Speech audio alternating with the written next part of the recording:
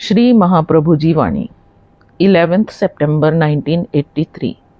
श्री महाप्रभु जी का भाषण शाम की आरती के बाद यह समाचार रेडियो हैड़ा खान से प्रसारित किए जा रहे हैं।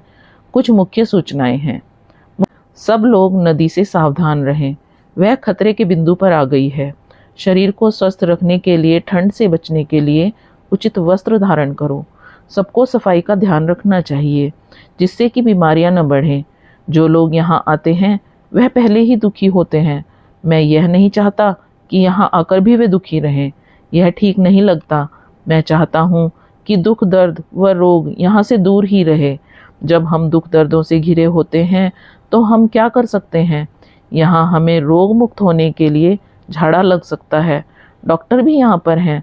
हरगोविंद का जो बिगुल बजता है, उसकी आवाज़ तथा मंदिर में घंटा, शंख, ढोल, धमक आदि का जो नाद होता है वह वातावरण को पवित्र कर देता है। वातावरण से अशुद्ध संस्कार और रोग के कीटाणु नष्ट हो जाते हैं और नई चेतना जागृत करते हैं। यहाँ पर नित्य हवन होने से विश्व की शांति व समृद्धि बढ़ती है। काई है कि प्राचीन ऋषि मुनियों ने यह सब बात वातावरण को पवित्र करने के लिए बनाई है। फुरों, ज्यों ही एक शुद्ध अंतःकरण वाला व्यक्ति इन नादों को सुनता है, उसके अंदर चेतना उत्पन्न हो जाती है। इन शब्दों से सब प्रेत बाधाएं दूर होती हैं।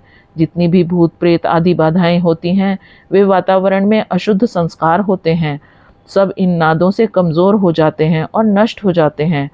अब मौसम बदल गया है, इसलिए हम लोगों को कुछ अधिक स्वच्छता की आवश्यकता है।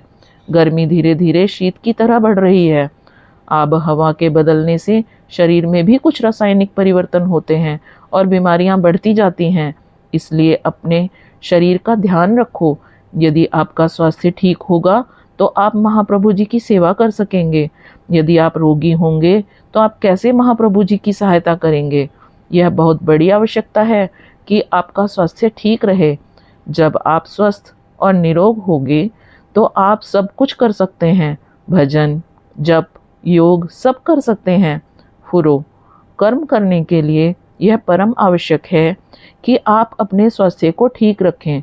इसलिए सफाई व स्वास्थ्य के नियमों का पालन करो और करवाओ। फुरो, यह एक सार्वभौम मंत्र है। पिंड कांचा, शब्द साचा।